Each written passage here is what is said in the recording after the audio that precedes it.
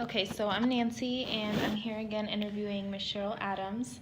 We are finishing our two-part interview, and here she is to introduce herself.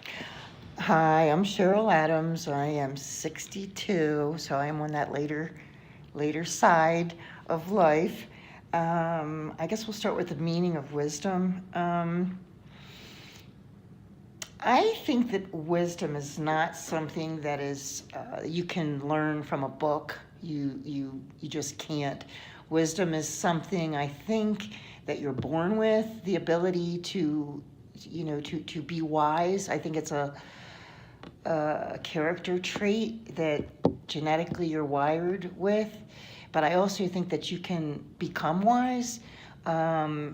Let's just say that if you're young and you're really not wise and you're kind of reckless in your decisions, you can make mistakes and learn, and therefore you've acquired wisdom. Wisdom is something that can be learned if you're not just genetically wired that way, that that you're wise. And I say that because I do think that children, I mean, can be wise. I mean, it could be a 3-year-old toddler that just says something that blows you away with the wisdom of the words, like out of the mouth of babes. They speak the truth. And so I do think that sometimes some people are blessed with the gift of wisdom.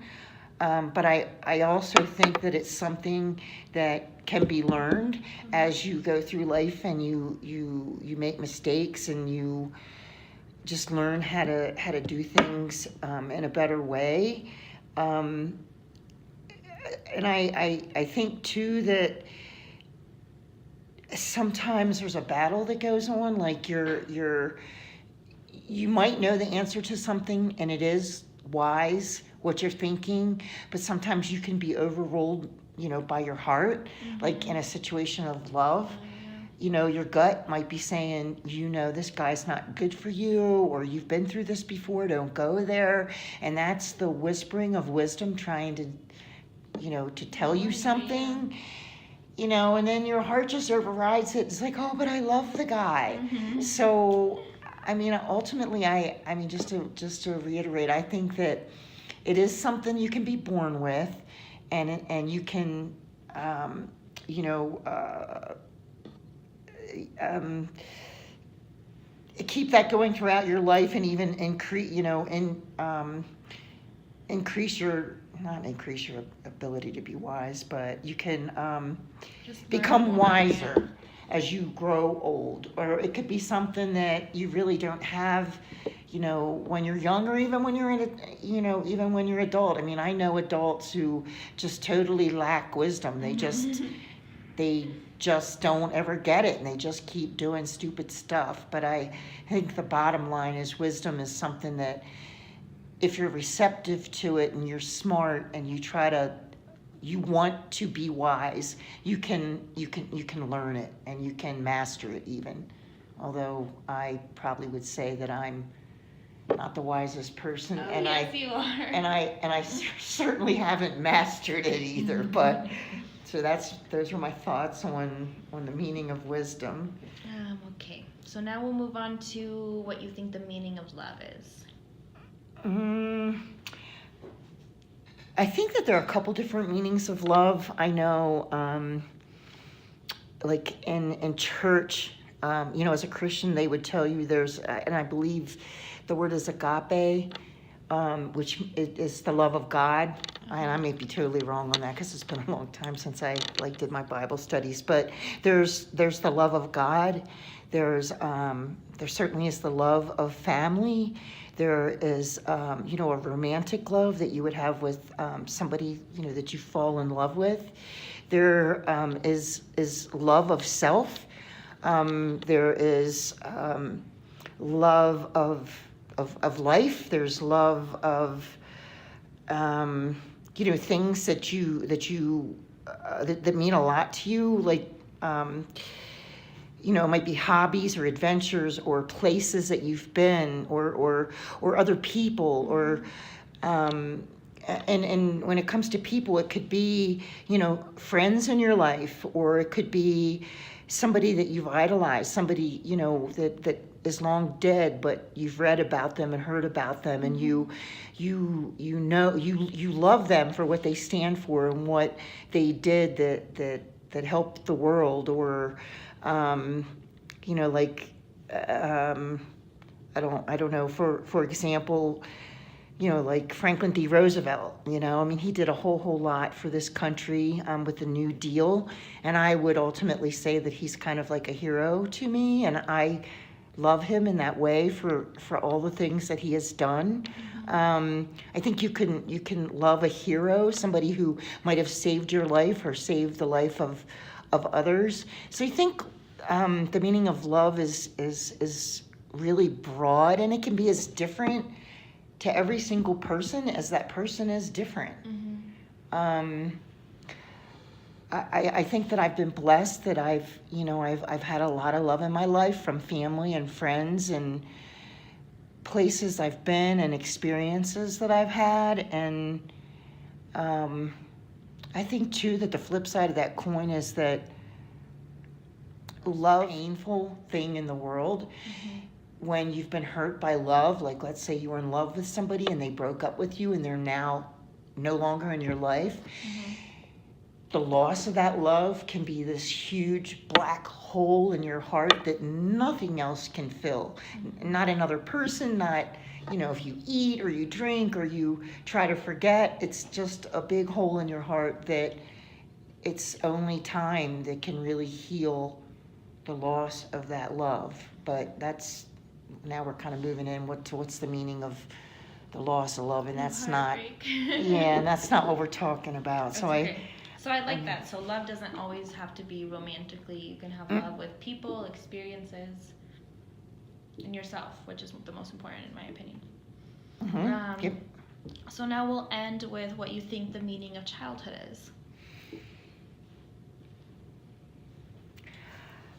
I think that, you know, Webster's dictionary would say that childhood is ends at the age of 18 when you're actually considered an adult. And then there are different stages of childhood. You know, there's infancy, there's toddler, there's a young child, like elementary age, and then the tweens in middle school, and then you become a teenager, but you're still actually considered a child. So I think by book standards, that's the meaning of childhood.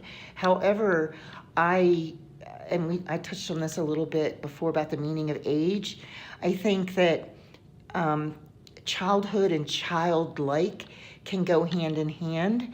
I will always feel young at heart, but I don't feel like a child. Usually if you think of a child, it kind of means immaturity, young, not able to make your own decisions. I mean, shoot, you're not even supposed to smoke or drink until you're an adult. But childhood could be, you know, how young you feel at heart. It can be your ability to get along with children because you feel young at heart. Like you hear the phrase, you know, when people hit their 40s, they go through their second childhood. I think that that's you know, as you come to the realization that you're getting older and you don't want to accept that and you want to go back and you want to relive your childhood.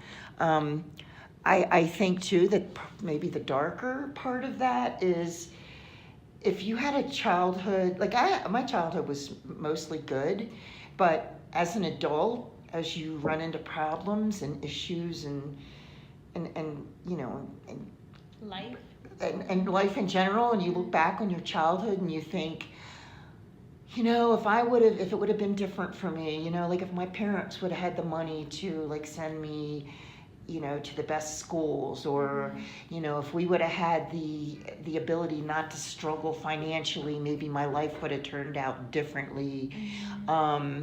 You know, but I essentially had a pretty good childhood.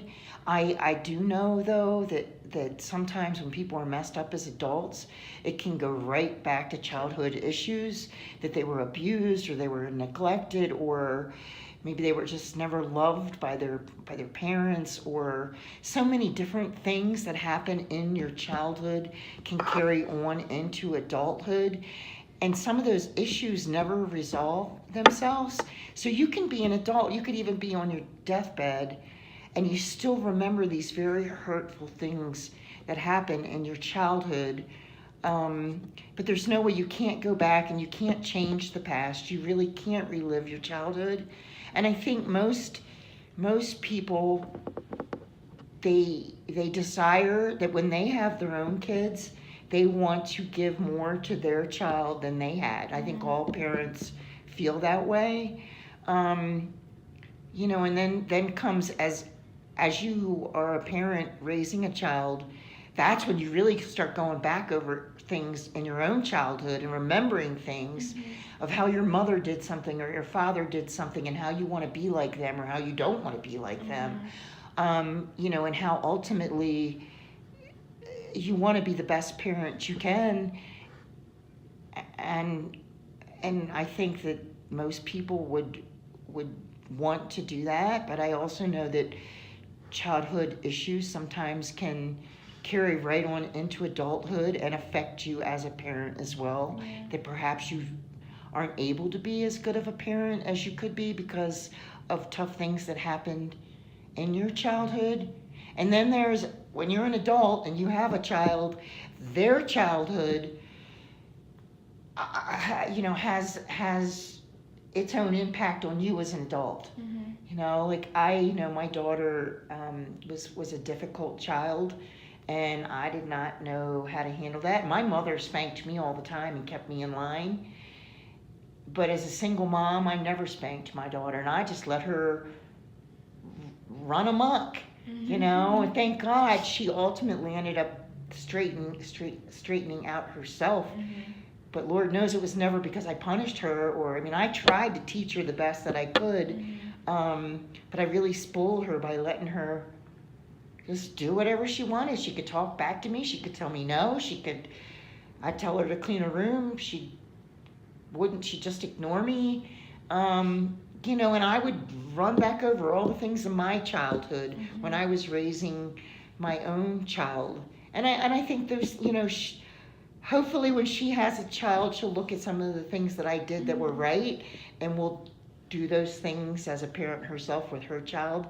And the things that I did that were wrong, she will not, you know, continue that cycle too. So, I mean, ultimately, I think that childhood is something that each person, no matter how old they are, they relive their childhood as it was, perhaps how they wish that it would have been. And I guess the bottom line is really your childhood, you can either put it to best use, or if it was not a good childhood, put it behind you and do the best that you can as an adult, and use the lessons from your childhood to be, you know, to be the best adult you can and to live the best life that you can. Awesome. Thank you, Cheryl. Those are really great answers.